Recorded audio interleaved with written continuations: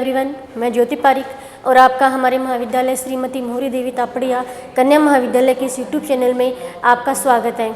आज हम आपके बीए सेकेंड ईयर का जो भूगोल आर्थिक और संसाधन भूगोल है उसमें अपना जो विश्व की प्रमुख खाद्यान्न फसलें हैं वो चल रही है और उसमें हमने अपना एक पहला पॉइंट जो गेहूँ वो हमने उसके बारे में हमने पढ़ लिया था। गेहूँ के विषय में वितरण और उत्पादन के बारे में हमने पढ़ लिया था। आज हम शुरू कर रहे हैं चावल और विश्व चावल की हम भौगोलिक दशाएँ और उसका विश्व में जो उत्पादन और वितरण है उसके बारे में हम आज पढ़ने जा रहे हैं। तो देखिए हम शुरू करते हैं चावल। तो देखिए विश्व की प्रमुख जो खाद्यान्न फसलें हैं उनमें एक चावल भी एक महत्वपूर्ण फसल है, क्योंकि विश्व के अधिकतर देशों में के लोगों के द्वारा चावल का खाद्यान्न के रूप में उपयोग किया जाता है। और ये फसल चावल की हम देखें तो चावल एक उष्णकटिबंधीय पौधा है। तो इस उष्णकटिबंधीय पौधे का जो उत्पादन है वह उष्णकटिबंध और इसके अलावा शीतोष्ण कटिबंध में भी इस चावल की पैदावार की जाती है। फिर हम इसके जो मूल स्थान को देखें, इसकी उत्पत्ति को देखें कि इसकी उत्पत्ति कहाँ से हुई है। तो देखिए चीन में एक स्थान है चिंगजियांग।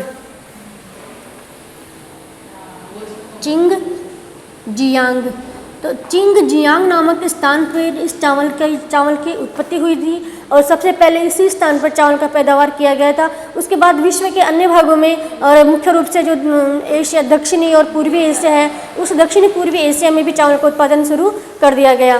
ठीक है, आगे हम इसकी जो चावल के लिए मुख्य भौगोलिक दशाएँ हैं उन भौगोलिक दशाओं के बारे में हम देखते हैं। तो देखिए इस भौगोलिक दशाओं में अपनी पहली इसके लिए जो आवश्यक है वो है तापमान। तो देखिए चावल की फसल की पैदावार करने के लिए तापमान में हम देखें तो इसके लिए 24 डिग्री सेल्सियस से लेके 27 डिग्री सेल्सियस तापमान की आवश्यकता होती है। ठीक है, मतलब इसमें तापमान ना तो बहुत अधिक होना चाहिए और ना ही बहुत कम होना चाहिए। इसमें मध्यम सामान्य तापमान है 24 डिग्री से लेके 27 डिग्री सेल्सियस का तापमान यहाँ पे होना चाहिए। फिर आगे हम देखें इसकी जो वर्षा देखें तो चावल की फसल की पैदावार करने के लिए 150 डिग्री सेंटीमीटर वर्षा से लेकर 200 सेंटीमीटर तक वर्षा चावल की पैदावार के लिए आवश्यक है। फिर हम इसकी मिट्टी देखें कि इसमें किस प्रकार की मिट्टी उपयुक्त है। तो देखिए चावल की फसल की पैदावार के लिए मिट्टी हम देखें तो जलोढ़ मिट्टी और दोमट मिट्टी, जलोढ़ और उपजाऊ दोमट मिट्टी इस चावल की फसल की पैदावार के लिए आवश्यक है। ठीक है, फिर आगे हम देखें तो इसके लिए सस्ते श्रमिकों की हमें आवश्यकता होती है, क्योंकि अनेक प्रकार के कार्य जो हाथों के द्वारा भी किए जाते हैं। जैसे चावल का जो पौधा उसकी पौध लगाई जाती है, एक करके इसके पौधों को लगाया जाता है। ठीक है, और इसके सिंचाई के लिए भी अनेक प्रकार के कार्यों के लिए हमें सस्ते श्रमिकों की आवश्यकता होती है। फिर इसके अलावा हम देखें तो पूंजी की भी इसमें अधिक आवश्यकता होती है। ठीक है, इस प्रकार से हमने इसकी जो भौगोलिक दशाएं हैं वो देखी है। पहला हमने देखा इसका जो तापमान तापमान है 24 से लेके 27 डिग्री सेल्सियस तक तापमान होना आवश्यक है। उसके बाद हमने देखी है वर्षा, तो 150 में सेंटीमीटर से लेके 200 सेंटीमीटर तक वर्षा होना इसके लिए आवश्यक है। ठीक है, फिर हमने देखी है मिट्टी, तो मिट्टी दोमट मिट्टी और उपजाऊ जो जलोढ़ मिट्टी है वह इसकी पैदावार के लिए ज़्यादा उपयुक्त होती है। और इसके अलावा सस्ते श्रमिक और पूंजी की भी इसमें आवश्यकता होती है। ठीक है, ये हमने इसकी जो आवश्यक भौगोलिक दशाएं थी उसके बारे में हमने देख लिया है। और अब हम देखते हैं कि चावल की फसल का जो विश्व में जो उत्पादन और वितरण है उसके बारे में हम देखें। तो देखिए चावल की जो पैदावार है वो मुख्य रूप से तो अपनी जो भूमध्य रेखा है, भूमध्य रेखा के जो 0 डिग्री अक्षांश रेखा है उससे 45 डिग्री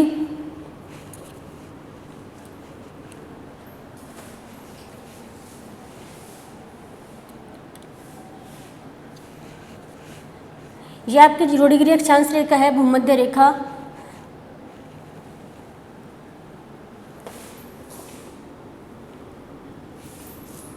ठीक है, ये 0 डिग्री अक्षांश रेखा है, उससे 45 डिग्री उत्तर में 45 डिग्री उत्तरी अक्षांश। ठीक है, कर्क रेखा से थोड़ा ऊपर तक हम देखते हैं तो 45 डिग्री उत्तरी अक्षांश से लेके और दक्षिण में भी देखिए 45 डिग्री दक्षिणी अक्षांश तक 45 डिग्री दक्षिणी अक्षांशों तक चावल का उत्पादन किया जाता है। ये सामान्य तौर पर यहाँ इस क्षेत्र में इतने क्षेत्र में चावल का उत्पादन विश्व में किया जाता है। मतलब जो उत्तरी ध्रुव फिर दक्षिण ध्रुव है, इनमें चावल का उत्पादन बिल्कुल भी नहीं किया जाता है, क्योंकि यहाँ पे भौगोलिक दशाएं हैं वो उपयुक्त नहीं है। तो फिर आगे हम देखें तो ये सामान्य अपना जो क्षेत्र है। फिर हम मुख्य क्षेत्र हम देखते हैं तो मुख्य क्षेत्र 0 डिग्री अक्षांश रेखा से ऊपर देखें तो 25 डिग्री उत्तरी अक्षांश और 25 डिग्री ही दक्षिणी अक्षांश तक चावल का मुख्य पैदावार किया जाता है। इन क्षेत्रों में चावल का मुख्य पैदावार किया जाता है। कौन कौन से क्षेत्र हैं, कितने अक्षांशों पर हम देखें तो 25 डिग्री उत्तरी अक्षांश और 25 डिग्री ही दक्षिणी अक्षांशों में चावल का मुख्य पैदावार किया जाता है। और इन अक्षांशों में भी हम देखें, इन अक्षांशों में भी हम मुख्य क्षेत्र को देखते हैं तो अपना ये दक्षिणी पूर्वी एशिया है। दक्षिणी पूर्वी एशिया, इस क्षेत्र में चावल का मुख्य पैदावार होता है। ठीक है, ये हम मुख्य चावल के पैदावार के लिए मुख्य स्थान है। फिर आगे हम देखते हैं, हम देशों के बारे में शुरू करते हैं। देशों को देखते हैं कि किन किन देशों में भी चावल का उत्पादन किया जाता है। तो हम सबसे पहले देखते हैं चीन को। तो देखिए चीन की जो यांगत्से कियांग घाटी है,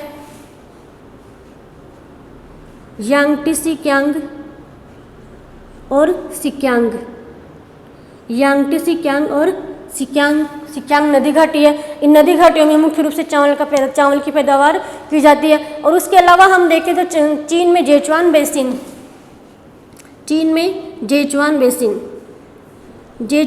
का जो क्षेत्र है उस क्षेत्र में भी चावल का पैदावार किया जाता है। तो हमने चीन के देखे मुख्य क्षेत्र वो कौन कौन से हैं, सिक्यांग नदी घाटी, सिक्यांग नदी के द्वारा जो बनाया गया जो मैदानी भाग है उस मैदानी भाग में, और यांगत्से कियांग जो नदी घाटी है उसके द्वारा बनाया गया जो मैदानी भाग है उस मैदानी भाग में चावल की पैदावार की जाती है। और उसके अलावा चीन का जो जेचुआन बेसिन है उसमें भी चावल की पैदावार की जाती है।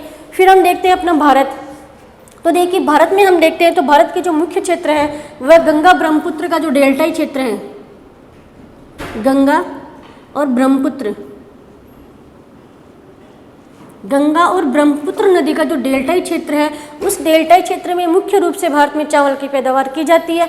और फिर उसके अलावा भी हम अन्य राज्य देखें तो चावल के जो तटीय प्रदेश हैं वो तटीय प्रदेशों में हम देख लीजिए गुजरात है, महाराष्ट्र है, केरल है, कर्नाटक है, तमिलनाडु है, आंध्र प्रदेश है, असम है। मतलब उस दक्षिण का जो सारा जो तटीय क्षेत्र है उस पूरे तटीय क्षेत्र में चावल की पैदावार अच्छे से की जाती है। और भारत में हम देखें तो भारत का जो पूरा जो दक्षिणी क्षेत्र है उस दक्षिणी क्षेत्र का पूरा जो मुख्य खाद्यान्न है वो भी चावल ही है। इसलिए भारत में चावल मुख्य रूप से तो गंगा ब्रह्मपुत्र की घाटी में और इसके अलावा सभी जो तटीय प्रदेश है उन तटीय क्षेत्र में चावल की पैदावार की जाती है। फिर भारत के अलावा हम देखें तो हम देखते हैं इंडोनेशिया।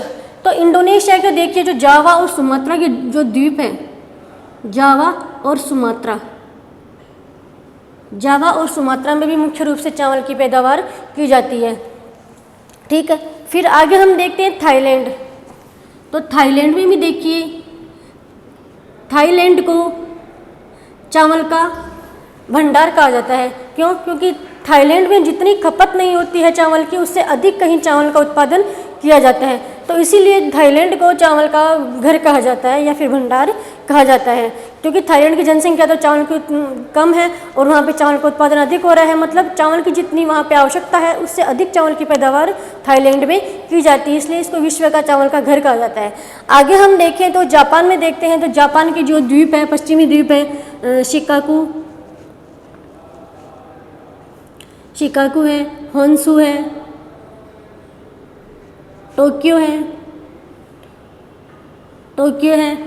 ठीक है, इन क्षेत्रों में भी चावल के जो द्वीप हैं टोक्यो, शिकाकू और होन्शु, इन द्वीपों में चावल की अच्छी पैदावार की जाती है। यह हो गए अपने जापान के क्षेत्र हैं। फिर हम इधर आते हैं और पश्चिमी यूरोप में हम देखते हैं तो इटली में भी चावल की कृषि की जाती है। इटली की पो नदी की जो घाटी है उस नदी घाटी में चावल का उत्पादन किया जाता है। फिर अब हम देखते हैं, अब दक्षिण अमेरिका में हम देखें तो दक्षिण अमेरिका में ब्राज़ील है, ब्राज़ील में चावल का उत्पादन होता है। फिर हम देखें तो अपने उत्तरी अमेरिका में हम देखें तो उत्तरी अमेरिका में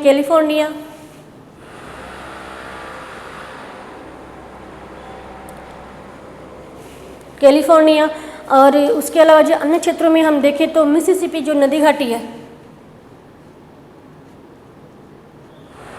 मिसिसिपी नदी घाटी, उत्तरी अमेरिका की जो मुख्य नदी है मिसिसिपी नदी, और उस मिसिसिपी नदी के द्वारा जो बनाया गया जो मैदान है, उस मैदान में चावल का अच्छी पैदावार उसमें की जाती है। और आगे हम देखें तो गल्फ तटीय जो मैदान है, यहाँ पे आपकी जो गल्फ स्ट्रीम है, जो गल्फ जो घाटी है, उस घाटी का तटीय मैदान है, गल्फ तटीय मैदान। इस गल्फ का जो तटीय मैदान है, उस तटीय मैदान में भी चावल का उत्पादन होता है। और आगे हम देखते हैं सैक्रामेंटो नदी, कैलिफोर्निया के पास है सैक्रामेंटो नदी, सैक्रामेंटो नदी। इस नदी की जो घाटी है, उस नदी घाटी में भी चावल की पैदावार की जाती है। इस प्रकार से हमने विश्व के जो सारे जो मुख्य मुख्य क्षेत्र हैं उनको हमने देखा है कि विश्व के हम मुख्य क्षेत्र देखें तो सबसे पहले हम देखते हैं सामान्य, इसका जो क्षेत्र कौन कौन सा है। तो इसका विश्व में अक्षांशों में हम देखें तो 45 डिग्री अक्षांश उत्तरी अक्षांश से लेकर 45 डिग्री दक्षिणी अक्षांश तक इस चावल का जो चावल की फसल है उसका मुख्य क्षेत्र है। फिर इसमें हम देखें तो सबसे प्रमुख हम क्षेत्र को अक्षांशों को देखते हैं तो 25 डिग्री उत्तरी अक्षांश से लेकर 25 डिग्री दक्षिणी अक्षांशों के मध्य चावल की अच्छी पैदावार की जाती है। और इसमें भी हमें देखें तो मुख्य क्षेत्र कौन सा है, दक्षिणी पूर्वी एशिया है। ठीक है, फिर हम सभी विश्व में हम चावल का जो उत्पादन और वितरण देखते हैं तो सर्वाधिक जो चावल का उत्पादन है वो संयुक्त राज्य अमेरिका में होता है। और उसके बाद जो यूरोपीय अपने संघ यूरोपीय संघ के जो देश हैं वो दूसरे नंबर पर है। और फिर विश्व का जो एक देश है नाइजीरिया, उस नाइजीरिया में चावल का उत्पादन सबसे कम किया जाता है। ठीक है, और हम क्षेत्रों को देखते हैं तो हमने सबसे पहले चीन में देखा तो चीन के यांगटी सिक्यांग घाटी और जेचुआन बेसिन में चावल का उत्पादन होता है। फिर हमने भारत के क्षेत्र देखे तो भारत में गंगा ब्रह्मपुत्र का डेल्टा है, उसके अलावा भारत के सभी तटीय क्षेत्र हैं, उन सभी तटीय क्षेत्रों में चावल का उत्पादन होता है। फिर हम देखते हैं अपना जो द्वीप समूह है, उत्तर पूर्वी जो द्वीप समूह है उसमें थाईलैंड है, इंडोनेशिया के जावा, सुमात्रा, इनमें। फिर हम जापान में हमने देखा कि जापान के टोक्यो, शिकागो और होन्शु इन द्वीपों में भी चावल का उत्पादन होता है। फिर हमने देखा कि इटली की पो घाटी में चावल का उत्पादन होता है। और उत्तरी जो अमेरिका है, उत्तरी अमेरिका के कैलिफोर्निया और सैक्रामेंटो की नदी घाटी, मिसिसिपी नदी घाटी और गल्फ स्ट्रीम का जो तटीय क्षेत्र, उस तटीय क्षेत्र में चावल का उत्पादन किया जाता है। और दक्षिण अमेरिका में हम देखें तो ब्राज़ील में भी चावल का उत्पादन किया जाता है। इस प्रकार से हमने आज विश्व के जो सभी क्षेत्र हैं उन सभी क्षेत्रों में चावल का उत्पादन और वितरण के बारे में हमने देख लिया है। और आगे वाली वीडियो में हम विश्व की जो अन्य फसल है उसके बारे में हम अध्ययन करेंगे। तब तक के लिए धन्यवाद।